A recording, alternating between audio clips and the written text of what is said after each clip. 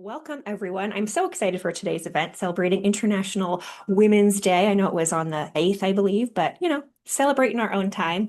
My name is Courtney. I am the head of events here at PreSales Collective. So glad you're all here for Unstoppable Together, celebrating women in solutions excellence. Before we dive in, I want to give a quick thank you to our sponsor today, Baton, who made today possible. Baton helps pre-sales and post-sales teams spin up real product demos, POCs, and customer environments in minutes directly in the live product. No engineering resources, no front end overlays. What you demo is what you deliver. Check them out at getbaton.ai. And on that note, I'm going to hand it off to our first session with Nancy Side and Diane Paulus. Over to you. Wonderful. Thank you so much. And what a nice group we have. I see some incredible Stripe representatives. So I'm Nancy Side. I lead the Solution Architect org at Stripe globally. I am based in New York, and I brought Lady Liberty with me today to the party too. How apropos. Can you see her? I've been in pre-sales my entire career and wouldn't be anywhere else or doing anything else. It's just like most of us, I fell into it. Was at Oracle for a very long time, over 20 years, and then got into leadership there, and then moved over to Twilio, where I was for 4 years, also in a leadership position, and I'm now very, very thrilled to be at Stripe for the past 2.5 years and have an incredible team, a thriving WISE chapter, and I've been very fortunate for a few years to be on the Pre-Sales Collective WISE Council with some of the members you see here, and happy to host the panel today on this session. And I'll hand you over to Diane, my co-panelist and host for today. Great. Thanks, Nancy. Hi, everyone. I'm Diane Paulus. I am with Oracle, so I'm based out of Ellicott City, Maryland. Also have spent most of my career in solution engineering, and I tell everyone it's the best job that I didn't know existed when I kind of found it. So I am newer to Pre-Sales Collective, so little kudos to Julie Donaldson, who I know is very active, and I appreciate her getting me involved. And I think she got Jacqueline as well, one of our other speakers. So I'm excited just to kind of share today. This is a nice size group, so please let's jump in with things. But what we wanted to do in terms of well-being is really talk about it in terms of a personal story. And I want to set the stage right away and say, hey, I'm not going to say my story is like everyone else's. I mean, we are all in different places every day. So believe me, I'm not saying my approach, is one size fits all. But what I am hoping is that by sharing a bit of my story and my growth in this area, we can lead and talk into some areas and tools and things that I've done, that Nancy's done, that you guys can apply to your life as well. So first of all, the way I think about well-being is kind of in three different pillars. So there's physical well-being, there's mental well-being, and there's emotional well-being. Obviously, there's more to that, but this is kind of the way I've been looking at it. And what I want to do is talk a bit about my journey around physical wellness and how that has driven me, and a personal story that's kind of led me to where I am. So appreciate, again, sharing personal stories is sometimes harder than doing a demo. So appreciate this. And this is a little bit different kind of presentation than I do. So I'm going to start 5 years ago. Again, I was at Oracle, 5 years ago. We were all in the midst of pandemic world. So jumping from Zoom to Zoom, and, life was stressful. There was a lot going on. And I vividly remember I was up in my office and on a Zoom call, and I started getting this weird tingly feeling in my arm, followed by this pressure on my chest. And I was like, well, that's weird. That doesn't feel normal. And I'll say I'm not a person who usually freaks out about health. I'm probably more apt to do the opposite. My husband likes to point out that I walked around for a week and a half on a broken foot because I didn't think it hurt that bad. So, I have a strong pain tolerance. But I knew this was weird. So I went off camera because, again, we're all tough workers here. I didn't get off the call. Yeah, God forbid I missed something. But so I got off camera, laid down on the floor in my office, and I'm like, yeah, this is still weird. So call my husband who's out walking the dog. He rushes back, and he's on the phone with his sister, who's a nurse, explaining what's going on. And she's like, that kind of sounds like a panic attack. Just kind of the short of breath and the difficult breathing and everything. She's like, you should go get it checked out. She's like, so off we go to urgent care. And by the time we got there, I feel completely fine. I'm like, this is so dramatic. There is nothing wrong. What is going on here? Walk in, wait. First of all, they check. They're like, are you having a heart attack? Do you need to go to the ER? I'm like, I don't think so. I feel fine. They do an EKG. They listen to everything. And they say, hey, we don't think that this is anything serious. Again, could be a panic attack. They recommend you still go see a cardiologist just to be sure, but they're like, just go home, watch for it. So again, doesn't feel like much. Conveniently enough, the following couple days later, I had an appointment scheduled with my primary care physician. So I go in and I was seeing the PA that day just for a checkup, and I explained to her what happened and kind of the symptoms I'm feeling and how this manifested itself. And again, like a lot of us, I'm like, oh, it wasn't that bad. It was kind of pressure and everything. And she says, well, to me, it sounds like it was probably indigestion. I'm like, okay, again, kind of weird. Doesn't feel like something I normally have. And I'm like, in the arm thing? She's like, you do a lot on your laptop. She's like, it's like that could be the beginning of carpal tunnel. So by this point, I have already followed up. I have the cardiologist appointment scheduled for a couple weeks out. But I'm thinking, everyone is telling me this is nothing. I don't think that this is anything to worry about.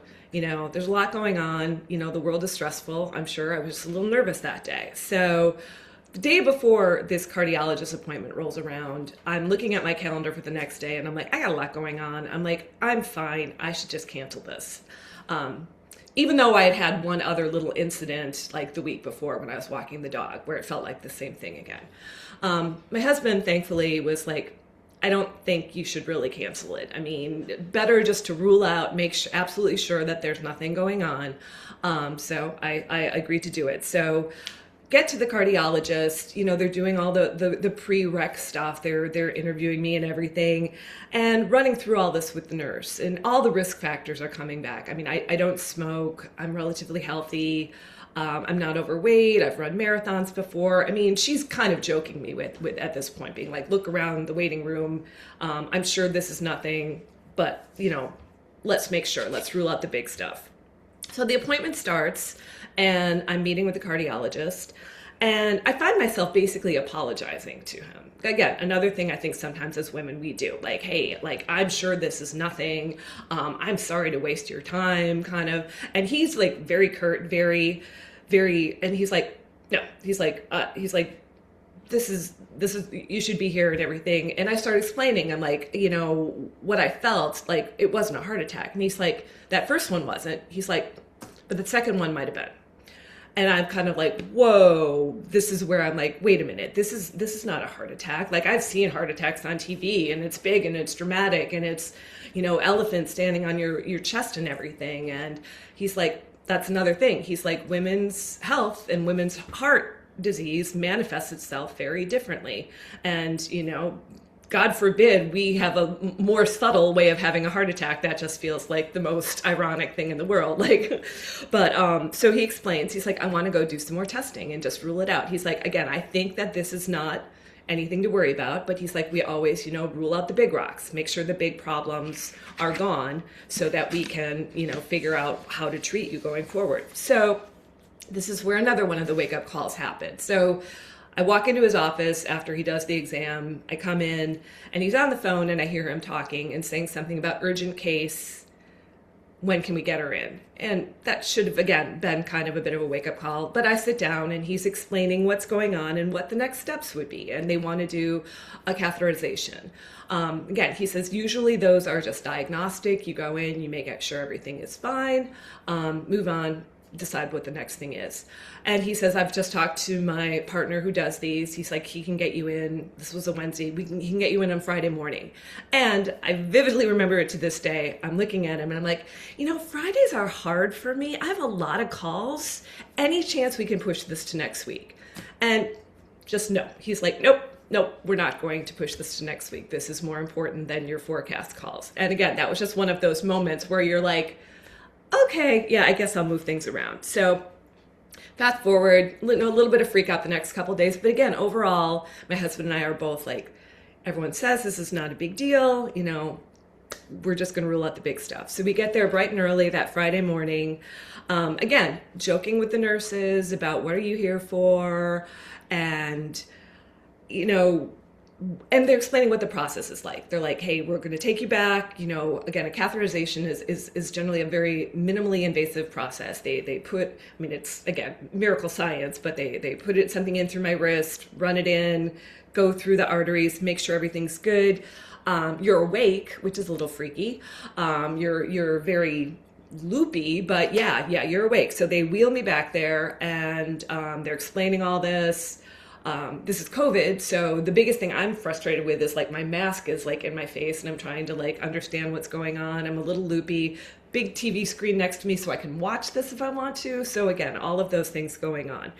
The doctor explains again. He's like, this should be quick. He's like, this is probably a diagnostic one. We go through. So they start and they get into the first artery, and he's talking me through all this. He's like, Diane, he's like, we're into the first one. Looks great. No buildup, nothing. Awesome. That's great. Into the second one. Oh, that's awesome. Yep, we're still good. He's like, one more to go. I think one more. And then they get into the third one, and his manner changes completely. And even me in my kind of twilighty loopiness and picking up on this. And he's explaining, he's like, okay, he's like, we're finding something here. He's like, I'm going to first, as I recall it, blast you with nitroglycerin. He's like, this is going to give you like an immediate headache, but it should clear out what we're seeing. So he did that. I feel this. Didn't happen. And then he says, okay. And then he starts talking to the nurses. He's like, okay, everyone, we need to put in a stent. So they go in, and there's discussion, and this is all happening. In my mind, this is like a matter of minutes. I'm sure it was a little bit more than that, but this is not a long process. So they did this, they put in the stent. And the next thing I remember, the doctor is standing at my shoulder, and he's like, Diane, he's like, we found 99% blockage in your LAD artery, which is commonly known as the widowmaker. And he's like, first of all, he's like, kudos to you for coming in and recognizing this and doing this, because he said you were not manifesting a lot of symptoms, and it was not a normal buildup. Like, honestly, what they found was more of a thing, like the heart muscle had constricted things. It wasn't like typical plaque buildup and things like that. But he said, he's like, and I'll also tell you, he's like, we're running late here today. We had an emergency before you were scheduled. We've got these things scheduled back to back to back. He said, I was joking with the nurses about how this woman is a marathon runner and healthy, and this one's going to be a fast one. We're going to be in and out. And he's like, it was a good wake up call for me as well, to not just, write off something thinking that this was just nothing. So it was this crazy wake up moment for me in terms of, wow. Like, I remember telling my husband, I'm like, I've got a stent, and he about keeled over. So, I mean, it was kind of one of those moments. The good news is 5 years later, I am fine. But, I continue to look back on that and kind of what a lesson that is to learn. And thankfully, I learned it. I mean, so it's something like, if I had pushed back, if I had listened, and if I'd listened to my PA, I mean, and I did go actually back and tell my primary care physician, just like, FYI, this is what this was. I mean, I'm not faulting the PA, but again, I think especially as women, we've all seen the studies. There is this tendency sometimes to under prioritize some of the things we're seeing. And we really do have to be our own best advocates. So, I mean, what this was for me is it really was a wake up call in terms of focusing more on wellness, not only for myself, but again, as a people leader, making sure that we're manifesting that in our teams as well. Because what is more important? Obviously, health is primary. But again, having gotten through these past 5 years, going through COVID, I mean, the world is stressful now. It is so important for all of us to stop and pause and take care of our well-being. What are some of the things, a couple of quick examples of things that you've changed, like complete 180 since this happened in the past 5 years? I think one is just honestly just taking trying to be active. I mean, and again, I was a pretty active person, but I think I also tried to get out, and they say things like I'm standing right now. I mean, I try not to sit all day. So like from a health standpoint, I'm trying to make sure I'm moving. I'm trying to make sure I'm standing up. But I think from a team standpoint, I also just try to make sure like, hey, we never know what's going on with people, and just to encourage, our teams to take care of themselves too. But yeah, just I think a lot of it is just kind of an awareness of it, and kind of, again, not to be overly morbid, but I mean, at the end of the day, you know, what we do here is great and important and a great living, but what we are is so much bigger than that, and we need to keep that big picture in perspective and take care of ourselves. So Exactly. Helps you prioritize and put it all in the right perspective. And I'm sure for you going through it and what you're sharing here today for all of us and this group that's joining today is just that awareness. So they potentially won't go through what you did. yeah. And my big takeaway from your story is the advocacy and standing up for what you believe in to your medical professionals, which is really challenging. Yesterday I had to bring my son, he's having this issue with his knee, and the knee guy is kind of like looking at me for what do you want to do here? And I was like, well, that's kind of why I'm here. Have you done this before? Have you? And he says to me, no, I've never seen this before. Wow. And so my son after was like, I can't believe you said that to him. I said, but I want to know if he's the right person that we should Yeah. be seeing for this. But I think not everybody is comfortable. Yes, Kara, to push on it, like my son is probably most people, right? That would just doesn't feel like you should question. So kudos to you for sticking with it and questioning it and getting to the outcome that you did. Yeah. Incredible. And I'd say to those, I mean, it doesn't have to be something that gets that scary for us to like refocus on well-being. And that's why I want to talk about the other aspects of it too, kind of like, mental and kind of all these things. They're all little things we can be doing. So yeah, Nancy, I'd love to like delve a little bit more into like what do we do to take care of our mental well-being also. So, Yeah. um, I would and, just and add one thing on physical first before you oh, move off sure. of that. For Mhm. me personally, some things that have just become non-negotiables for me. I play tennis and I travel. I have a global role. Usually need to leave on Sundays if I have to get anywhere in the EMEA or APAC. For APAC, I get there Tuesday. So leaving Sunday is usually a critical part of my travel schedule. But I play tennis on Sundays and I refuse to miss it. And I I love take that. the latest possible flight I can on a Sunday in order to make it. It's just have I missed it? Sure. But it's just something. And I think we each need those things that are just like, I don't miss this. Got to be flexible. Once in a Yeah. while, you might. But if you start with this idea that it's a non-negotiable and I'm doing this and everybody knows it, I think it's just a good tactic, I find, to really force myself to be active, which leads to where I think you're going next, which is the mental aspect of it. Yeah, yeah. So if we think of physical as being like kind of one leg of the stool, I think our mental well-being is another really obviously equally important one to be thinking of. I could tell you a whole other story about how a lot of that has been driven by me from caring for aging parents. I mean, I don't know how many people are in that stage of life right now, and I don't have children, but I know a lot of you are in the sandwich generation. So I mean, dealing with both of that, but. I have a father in memory care, and it's, seeing that degradation is brutal, but also, a wake up call for what we can do on our own mental well being. And I don't want it to be all doom and gloom because I think, again, this mental well being to me makes us, stronger employees and leaders and people. I mean, and honestly, it just makes things better. Like one of my biggest things I think is never stop learning, and that's something that's huge for all of us right now in technology. Obviously, all of us, what's AI doing? What's it going to change? And things are changing from day to day to day. I mean, we could do just sidebar reading on AI and never stay current on it, but I can't just read tech stuff. I can't just read business journals. I mean, for me, reading is like one of the biggest things I can do to keep myself. And it can be anything. I mean, it can be, a short story just to get my mind off of it, but it's a big, huge thing. Other things, I love Nancy's tennis is one thing I'm doing on a weekly basis. Again, that's kind of a different side of my brain, is guitar lessons. So I used to play guitar as a kid, stopped playing like as a surly teenager and was done with it. And then my husband got me a guitar about 10 years ago when I was talking about wanting to play again. So one of my non-negotiables is trying to make my guitar lesson in the evenings, and there are times where I have to like jump from a call and go do 30 minutes of Zoom guitar lesson and get back on. But it's one of those things where, again, I think it's saving space for yourself. It's turning off your brain from whatever work thing is on you right now. And it's just a great way to step away.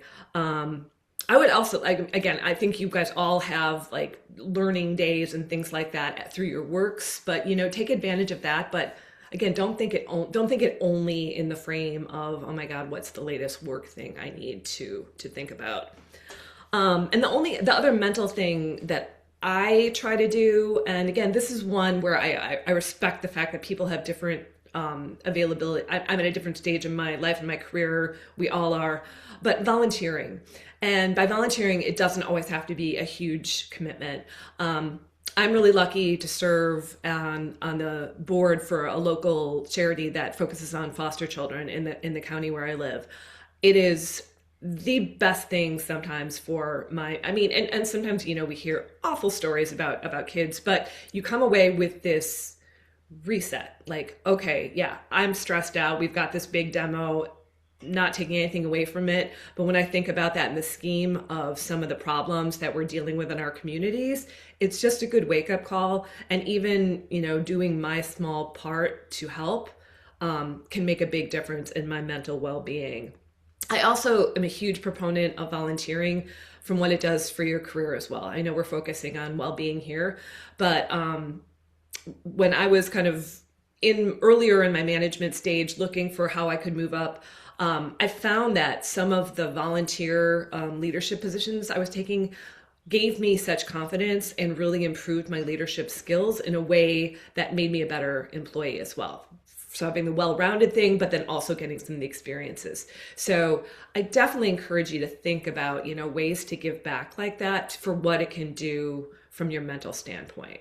Love it. Nancy, Yeah. how about you? You've just, I'm so aligned with this idea that volunteering is as good for the people you're helping as yourself. Always believe that. At Twilio, there was a really big focus on taking time to volunteer.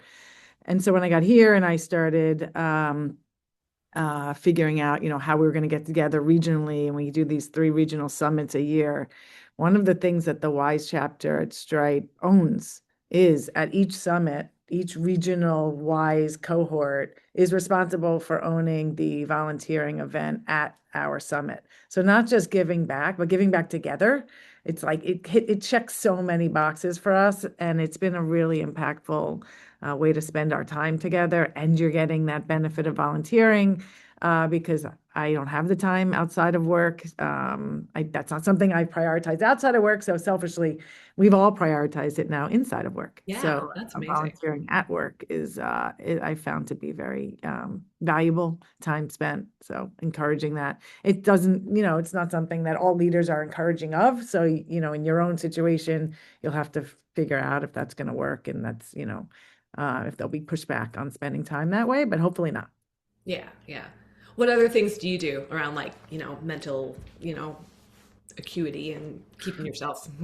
Yeah, for me, the mental piece of this role comes down to the relationships that I have and the people that I have in my inner circle, if you will, that are like-minded, female, usually leaders, also that I just have on speed dial. And I think it's so critical to have your people, whether they're at work, whether they're people you've worked with before, whether they're friends who have similar careers or jobs. I was actually chatting with my little WhatsApp group and I said, what do you guys do? And I was polling them and she couldn't join, but a great idea someone gave me was in her neighborhood, she's found this little group of working moms, and she's a newer mom. And one of them, who you always want the one that is willing to step up and do this, but one of them just books a table at a local restaurant and says, here's where we're going. Because we all know the biggest challenge is the date. And sometimes it's like months out, you say, oh yeah, that's going to work. And then something comes up and no one makes it.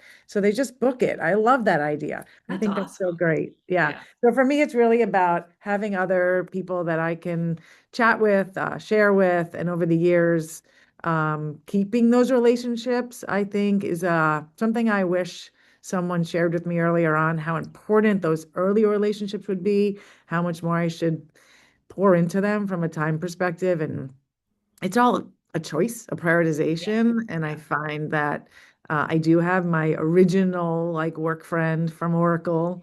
You'll appreciate that, Diane. And Yes. we're still super close. It's 30 years later, and it's awesome.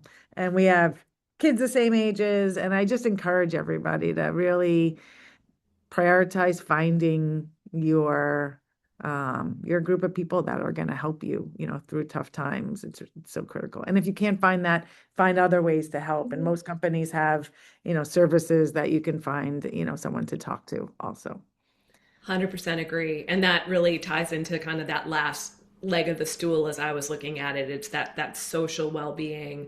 And yeah, Nancy, you said it perfectly. But in my mind, that the power of our female friendships is so critical to all of us. And I'm lucky enough to have these great support groups from different stages in my life.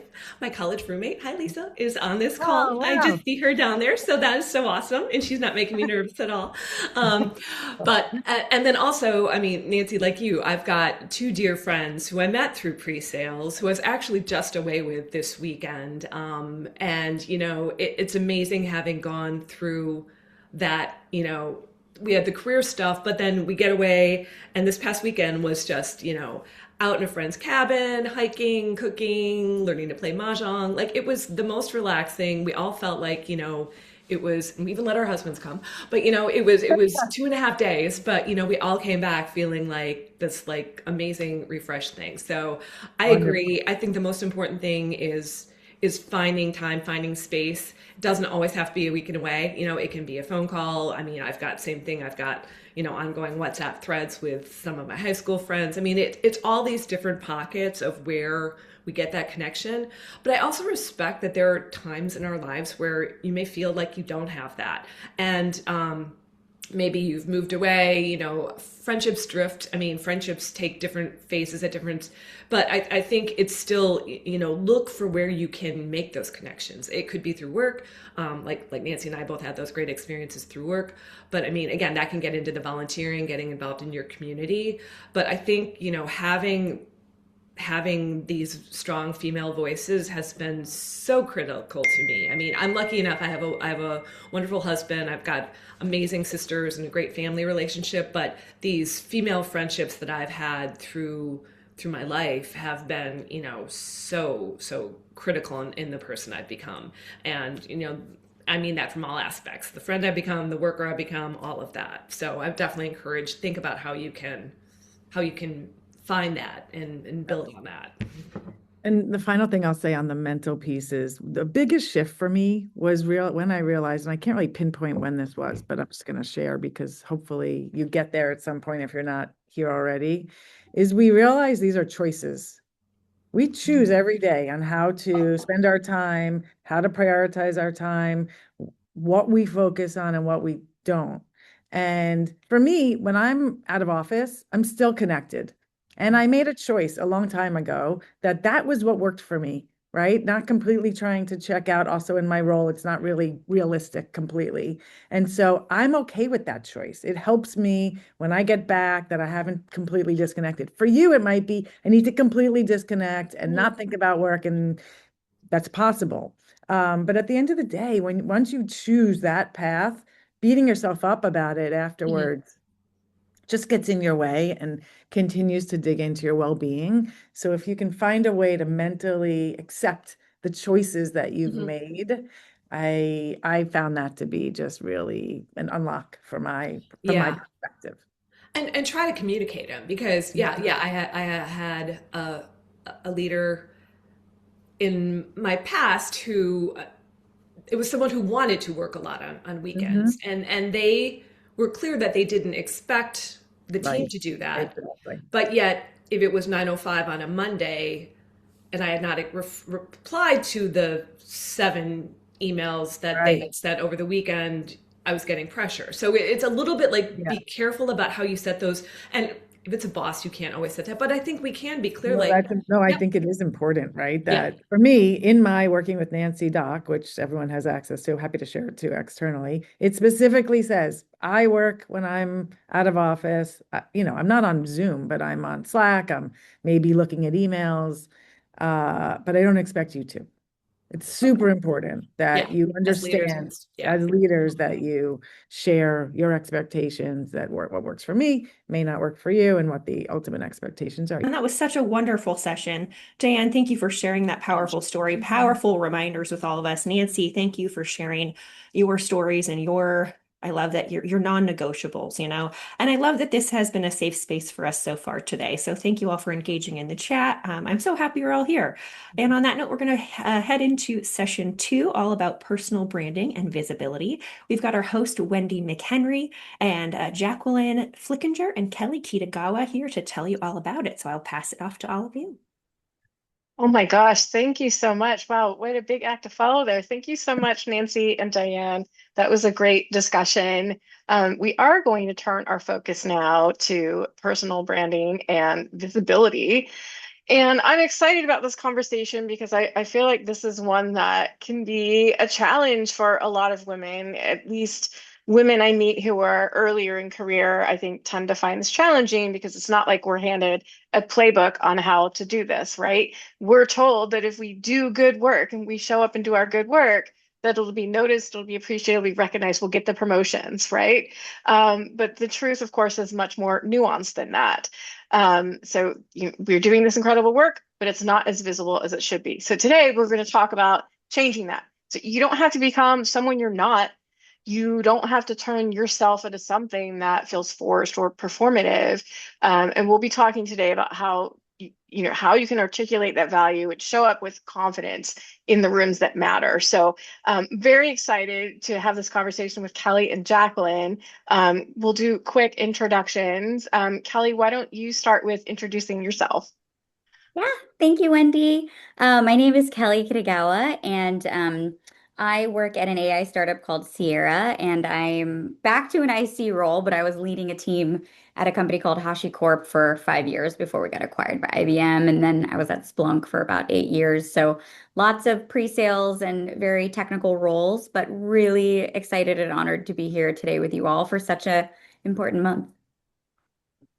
Thank you, Kelly. And Jacqueline. Yeah, awesome. Thank you. And thank you for having me today. Like Diane, I'm new to the PreSales Collective. Julie Donaldson was my recruit into this and fairly new to the solution engineering team. So I'm really excited to meet all of you. Started out my career actually being a governmental auditor with the CPA and thought that was going to be my original path is being a partner at a CPA firm. And then I kind of took a little bit of a pivot and joined a city and was the controller there, where I quickly found myself into an ERP project and took a lot of the ERP finance modules, being a very early adopter of Oracle Cloud. And that kind of led me kind of take another a change in my career path trajectory and ended up joining Oracle, being a finance industry expert, and leading a strategy team, helping our public sector customers. And we had some org changes happen at Oracle back in September, and it allowed me to take this new position leading the ERP solution engineering team. So I really like mentoring the team and seeing how we can connect process improvement and seeing people improve in their careers. So really excited to be with you all today. Oh, Jacqueline, that is a great transition. I love that. I was going to say I've been in pre-sales for 15 years, but for 15 years before that, I was a data scientist, and my first SE role was at SAS as a data scientist but a sales engineer. So that was my first foray. So I currently, you all heard I am in a new role. I am leading both solutions consulting and enablement at Resolink. I've been on the WISE Council since 2021. I can't believe it's been that long. And I also serve on the board of Carolina Women in Tech. So for our volunteers out there looking for nonprofit board experience, that's great leadership experience. And there are lots of opportunities in your community. So let's go ahead and dive in here. Let's start with a question for both of you. Tell us about a time you stepped into your visibility intentionally, or a moment where you realized you've been making yourself smaller than you needed to be. I'll take this one. I'll make it a short story, but it's one that has defined my career and especially on this topic of visibility and branding. But when I first started at Splunk, I was coming from a company at Accenture where they had a very rigorous performance management process and it was very spelled out. And then going to a company that was basically a startup. We had just went IPO at the time, and going to a company where it was wild, wild west. And I was very early in my career, and I thought first year, I need to just put my head down and work really hard, and someone will notice my work. Second year, I was like, it's probably too soon to ask for a promotion. And then third year, I was like, okay, this is it. My manager is going to promote me. And I walk into the performance management review on my third year. And I was just kind of expecting after 3 years of busting my butt that I was going to get promoted. And I go into that meeting and he was just like, "You're doing a great job, blah, blah, blah, blah, blah," like blackout, you know. I'm just like, wait, like I'm not getting promoted. And he looked at me and he was like, "I didn't even know you wanted a promotion. You've never asked. I didn't know that was something that you were interested in." And I just had this like, I did totally start like tearing up in my meeting because I felt so silly, but I also felt like I thought you were my manager and that you were supposed to look out for me and advocate for me. Like, of course, everyone wants to get promoted, you know? So, I've looked this up. It's kind of like an industry term now, especially for women. They call it the tiara syndrome, where you put your head down, you work hard, and you expect that someone's just going to crown you with a tiara for no special reason. And especially among women, where we don't always advocate or speak up for ourselves. So that moment with my manager was I made a promise to myself that I was never going to rely on someone else to advocate for me because I wasted, in my mind, 3 years of hard work because I just thought my manager, that was his job.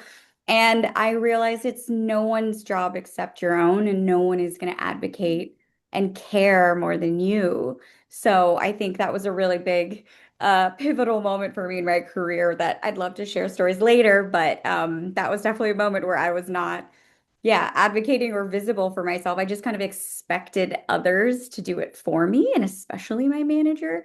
So yeah, that was a turning point in my career.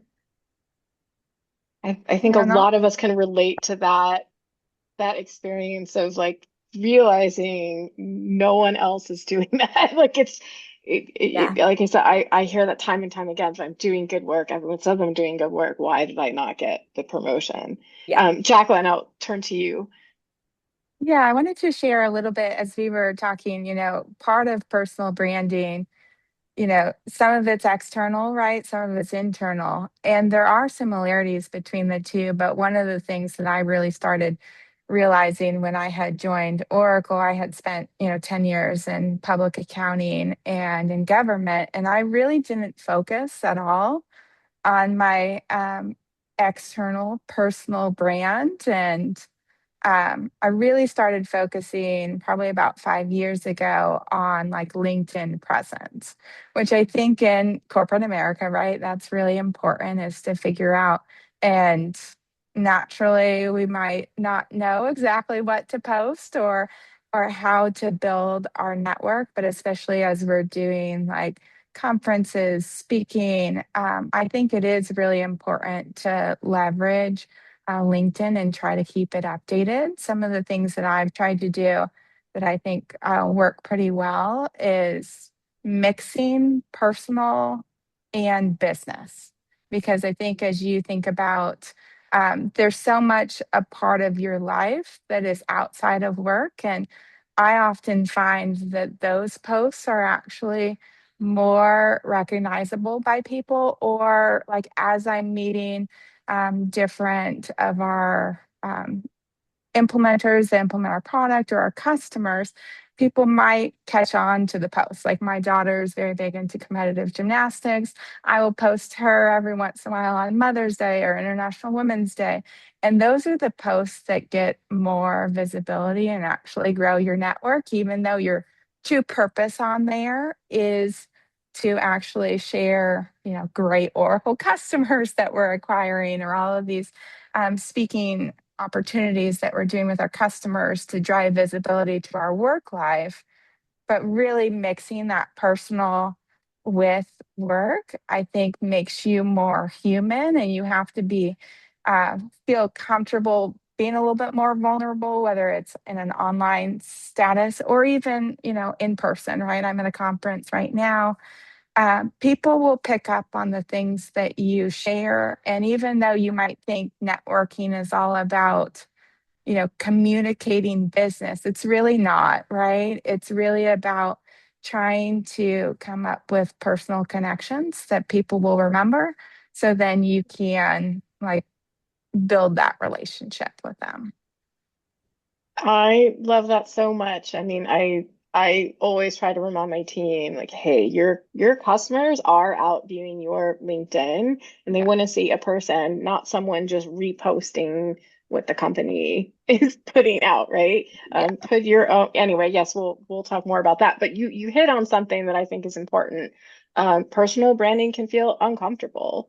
Yeah. So you talked a little bit more about the authenticity there, but I can open it up just for a broad question. How do you think about personal branding so it feels authentic? Like what does that mean to everyone? And I'd open that up to the audience if you want to add your thoughts in the chat, like when you think about it, how it's authentic. But Kelly, like, so Jacqueline gave a good example of like her authenticity on LinkedIn. How do you think about that when you think about your personal branding versus like being the performance of the SE that everyone expects? Like, how are you showing up as yourself that way? Do you want to take that one first, Jacqueline, or do you want me to?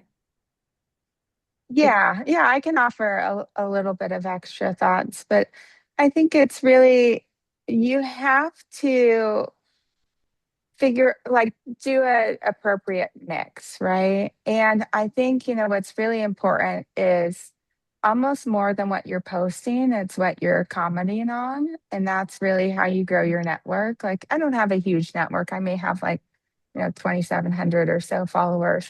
I started 5 years ago, probably with 300.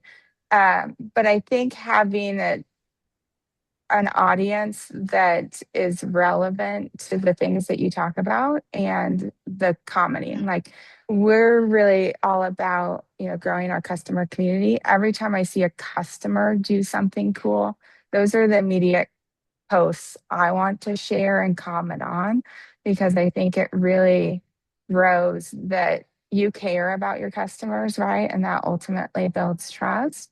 But I do think mixing in all of what you're doing for personal versus work. I have shared, like when I came back from Europe a couple years ago, I shared about the importance of, taking time, right? Taking time away from work and how that helps you be a better employee, a better leader.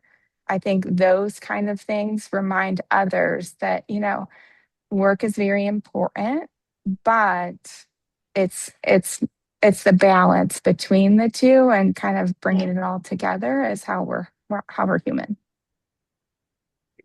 Yeah, and I think I'll weigh in here on the performative versus authentic. Like I think the internet is very anyone can say whatever you put that is authentic to you is performative. So in my mind, I think it's mostly what's important to you. Like, who cares if other people don't think it's authentic or if it's performative? If it's important to you, or if you care about it, or like Jacqueline's point, it's something that you think is cool that your customer posted, then it is authentic. I think I struggle mainly more with the idea of visibility and self-promotion. I think that you should always post or say whatever you want and not give a crap about what other people think, or whatever other people are going to say. So, like, who's to say whether it's authentic or performative, especially on the internet these days? But I think I want to highlight that my focus today is a little bit more on the internal branding, and Jacqueline's more on external. And I think from an internal perspective, I think it's really important to know that your internal branding and your visibility already exists today. And it's whether you are shaping it or someone else is. So as an example, if you feel like, oh, I'm not really good about promoting my work, or I don't know if other people know about my work, then, like I don't want people to have their own opinion about my work. I want to be shaping how they view my work and things like that, because it matters so much in our careers and particularly internally at your company about what your image looks like and how much exposure you have.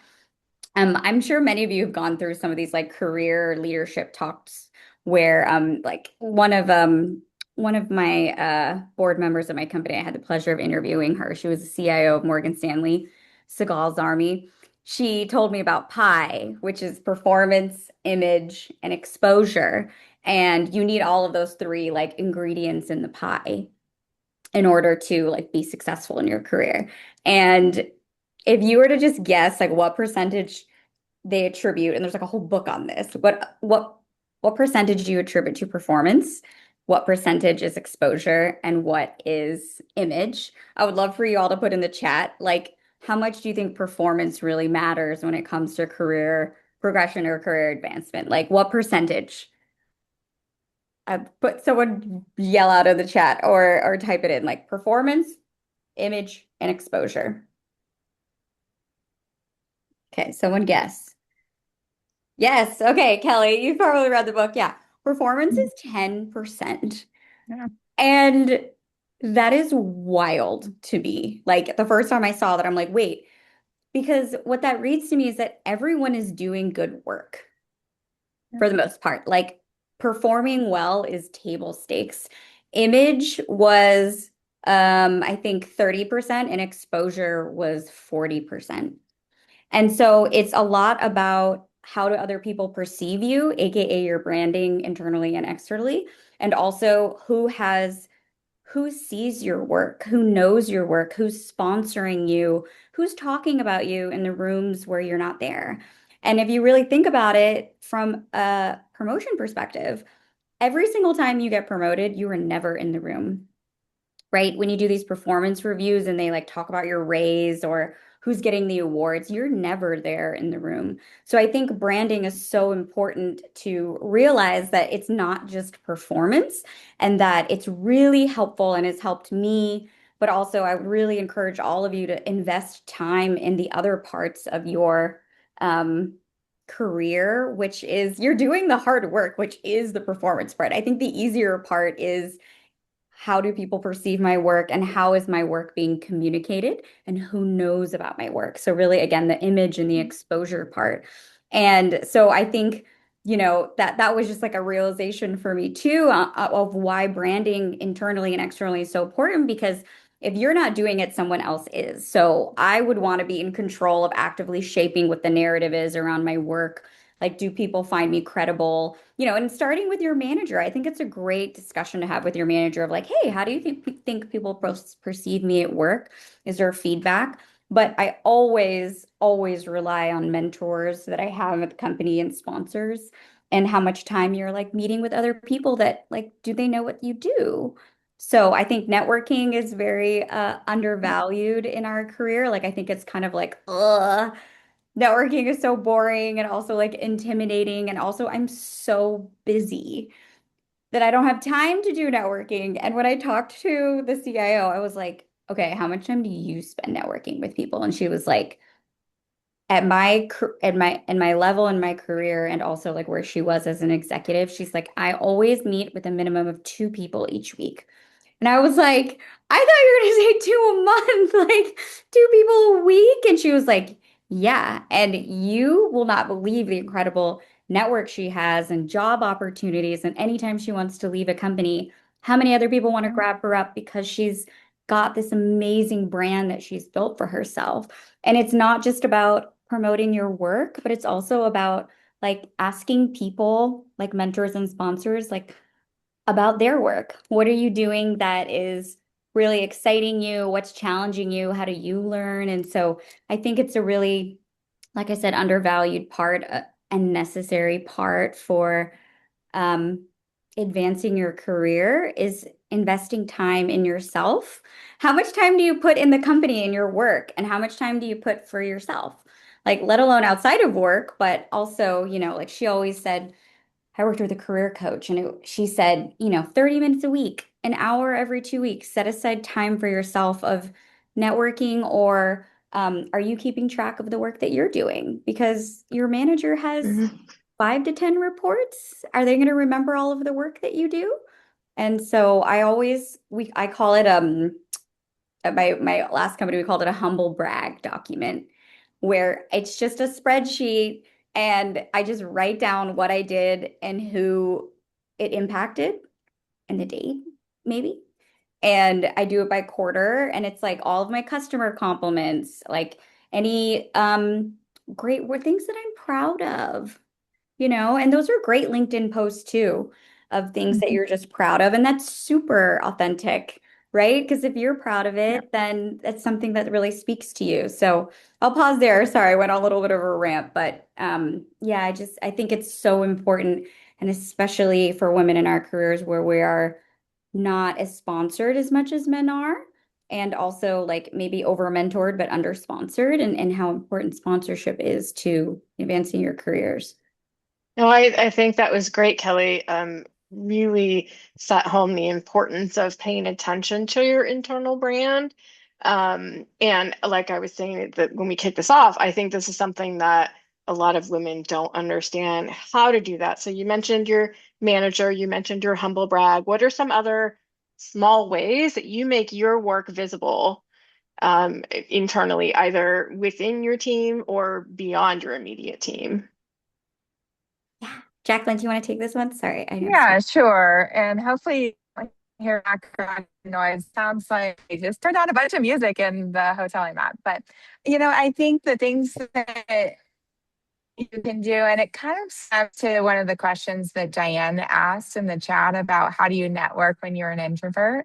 Like, and I think this is key, right? Because you have to be willing to step up and kind of own your accomplishments. And sometimes that's difficult, especially when you're in meetings that there's a lot of extroverted people. And I'm kind of in the middle, right? I'm not really super extroverted, but I'm not also an introvert, right?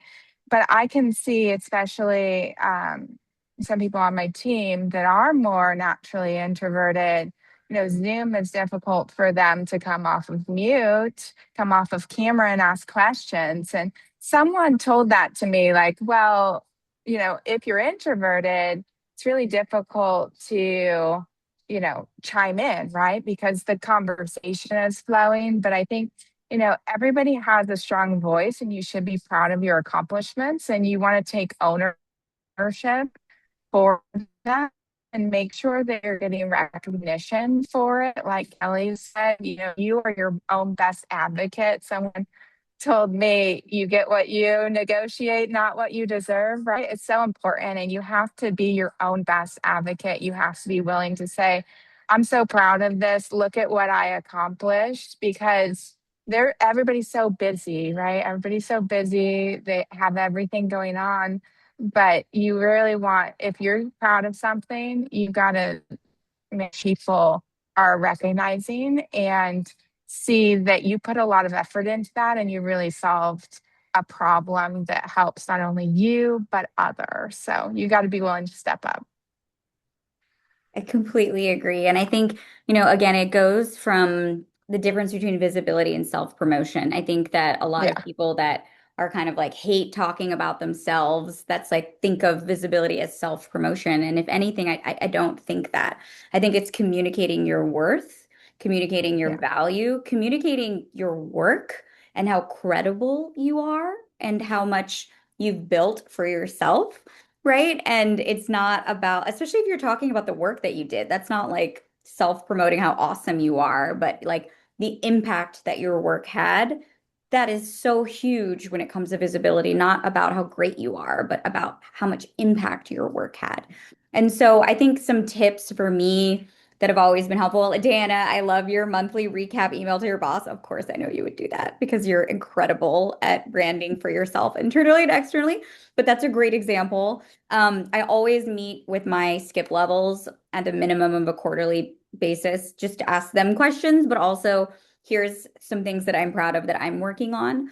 But again, I think also meeting with cross-functional people, especially for the introverts, like I think one-on-one coffee chat or one-on-one networking is way better anyway and more intimate, and it's going to be more memorable than having to try to promote your work in a large meeting too. So don't be afraid to set up a one-on-one, even if it's just a 15-minute, like in the last session, like go on a 15-minute walk or like a 15-minute coffee.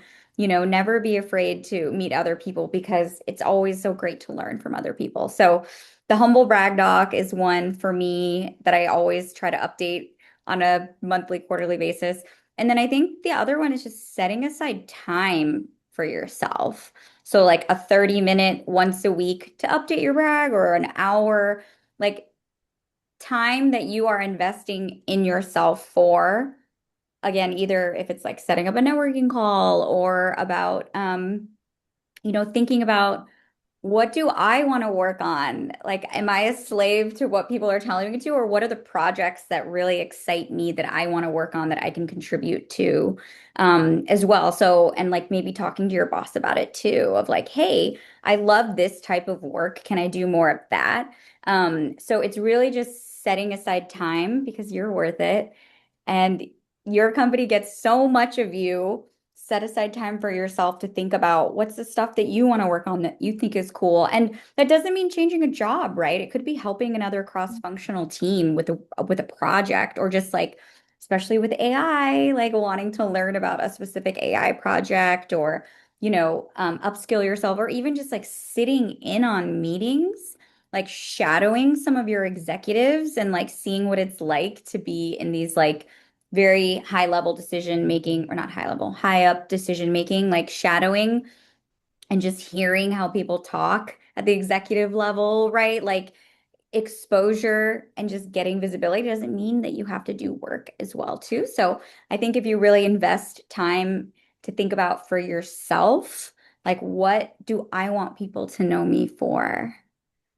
Right? Like it's a very different of what do people know me for and what do I want people to know me for, and that brand. So I think in number one, it starts with yourself. And I don't want to add on more onto everyone's plate because I know how busy everyone is, and especially with families and childcare crisis, right? Like I don't want you to think like, oh, I don't have time, but it's really about valuing yourself and your work, and knowing that you're worth spending the time investing on.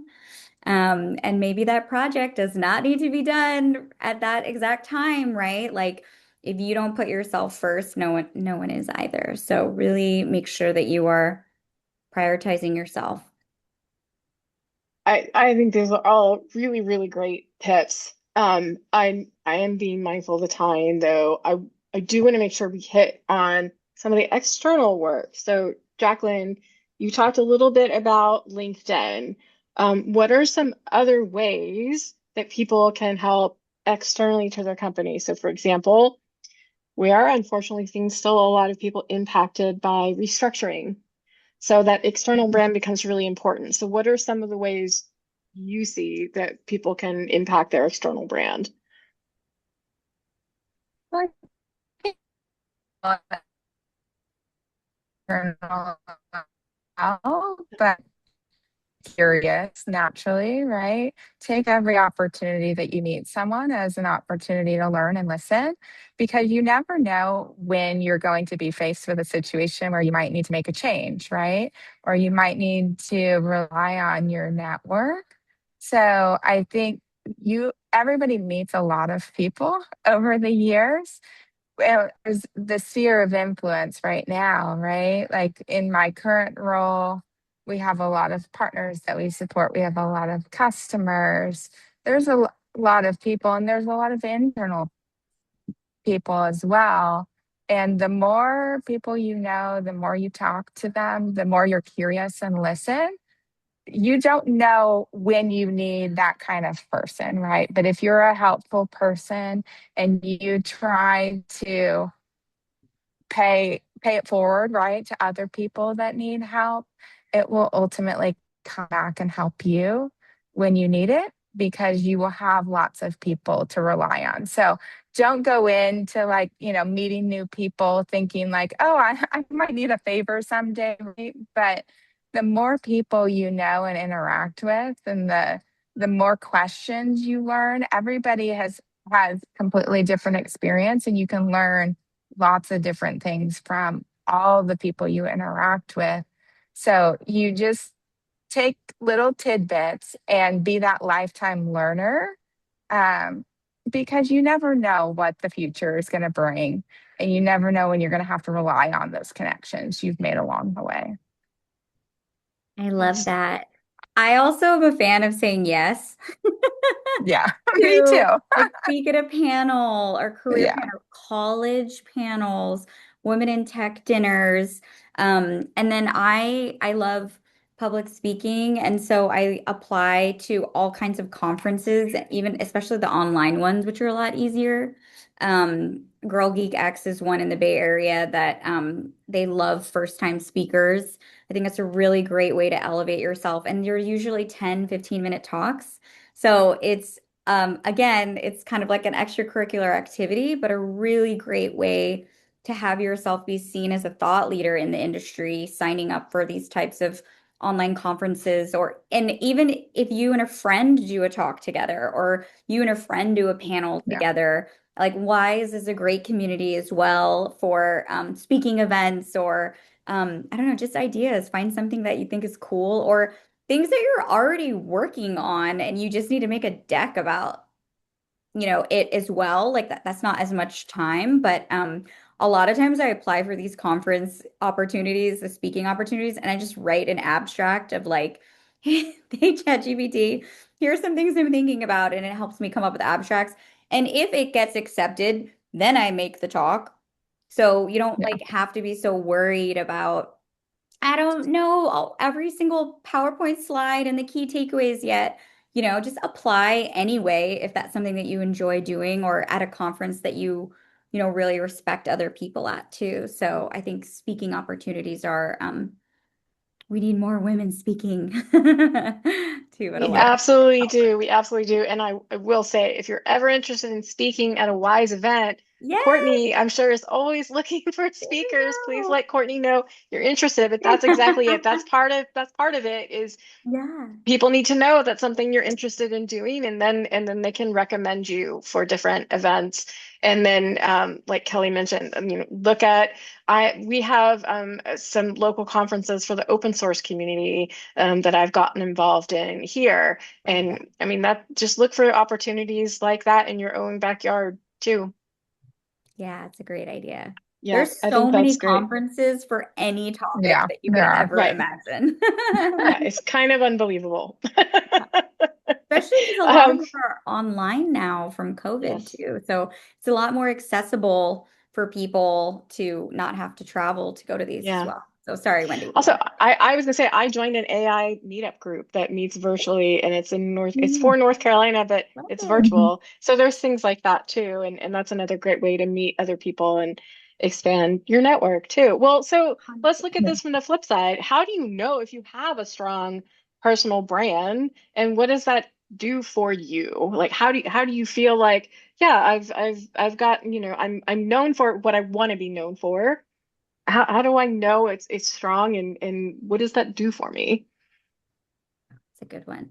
Jacqueline, do you want I to think, go with yeah, this? I can start, but I think that when you know you have a stronger brand is when you're kind of that go-to person, right? That people start thinking, oh yeah, Jacqueline will speak on that. She's helpful, or there's a project, and it's really tough, right? One of it's someone who's accountable and can get it done. Like you will know because people will find you accountable and reliable, and will know that giving you that task will result in a positive outcome, right?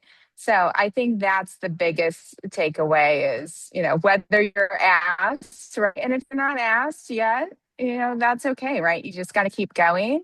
And like Kelly said earlier, demonstrate your work, make sure that people are recognizing all the things you're doing because, a lot of people don't want to be asked, right? So the people who do will be the ones that they continue to rely on. There's a lot of people who don't like speaking, right? So if you want to do it right, there's plenty of opportunities once you put yourself out there. And Yeah, I love Kelly? that.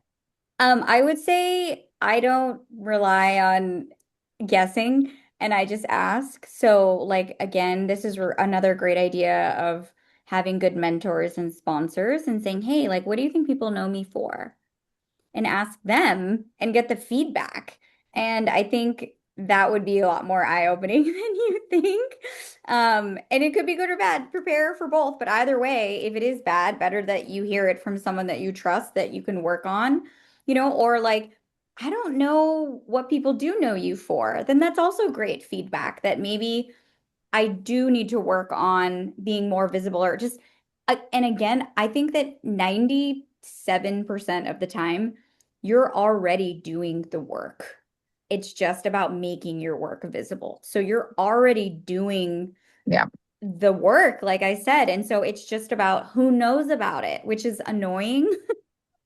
But to be Yeah. honest, like the easier part to me, because it's just about kind of, again, elevating yourself or just checking in with your skip levels or sponsors or mentors about do they know about your work? Because you're already doing the work. So I would say, Wendy, to your point, just ask people you trust, Yeah. ask people that, you're not afraid to hear the answer from, but I think it's better to get the actual feedback because that's what you Yeah. really want. Yeah. Yeah. Agree. Okay, wonderful. Those are all great points. Well, okay. So final question here. What is one concrete action someone can take this week to show up more visibly in their work? Like your final round of advice. And I Jacqueline, I can like start with you. Yeah. Yeah, I like Kelly's advice. Ask a peer or ask one of your mentors for feedback. I think that is be open to constructive feedback because sometimes, we don't like feedback that's negative, but that's how ultimately we learn. And I think that's something easy everyone can do. And then you can make adjustments from there. Yeah, thank you for saying that because I think it's so, again, important. Know where you stand. Yeah. For me too, I would say maybe take one piece of work that you are proud of and share it with someone and say, hey, have you seen this cool thing that I did or that I built or whatever that I shared? Like, share something that you've done with someone, whether it's your manager. Maybe actually, I'll challenge you. Share it with someone who's not your manager. Yeah. Share it with a Yes. colleague too, or say like, hey, what cool things are you working on? Or like, what's some of the stuff that you are finding fascinating at work? And then like share something that you have done in the last year. And it could even be, outside of work too. So I would say share your work and the impact that it had, or just share something that you're excited about that you're working on. If it is someone more senior, I would, yeah, definitely share the impact. But if it's someone like maybe more your level or not like as high up, maybe just share something that you're working on that you would want others to know that you're working on. And then the other one would be, what do people know you for? Ask yourself, what do people know you for? What are you the go-to person for? And if you're struggling, ask someone. And also, if you're struggling with that, think about what you want people to know you for. Like I'm the go-to person for filing, accounting, whatever, like that's your job title. Not like I'm known for bringing clarity to ambiguous situations, or I'm known to bring people together in really tough situations. I'm known to be empathetic around really nasty customer situations. Like think about what you want people to know you for, and come up with an idea or plan or ask feedback on, yeah, if it's what you want too. So those would be my takeaways. They're all great advice. And I'll throw out a challenge too to everyone. Speak up in a meeting where you don't normally speak Ooh, up. Yeah. yeah. Add a point of view in a Yeah. meeting where you normally stay quiet. So I'll do it. Thank you so I like much, that one. Kelly and Jacqueline. That was really impactful. I hope you all understood, right, that the good news here is you don't have to completely reinvent yourself. You just are going to be yourself, about yourself. It's those small, consistent actions that Kelly and Jacqueline shared. So speak up in a meeting, share a Yeah. perspective, post something you learned, follow up with someone new, and all of those moments add up over time. So Yeah. awesome. Thank you so much, Kelly and Jacqueline, and Courtney. We'll pass it to you. I Thank you for also having me. loved that conversation. What a fun day this has been. I'm so grateful that all of you have been here, all of our speakers, all of the people that attended. What a great day this has been. Thank you for celebrating International Women's Day with us. And again, thank you all so much for being here. Thank you to our speakers. Thank you all. Have a wonderful day. Thanks, everyone. Thanks, everyone. Bye-bye. Bye-bye.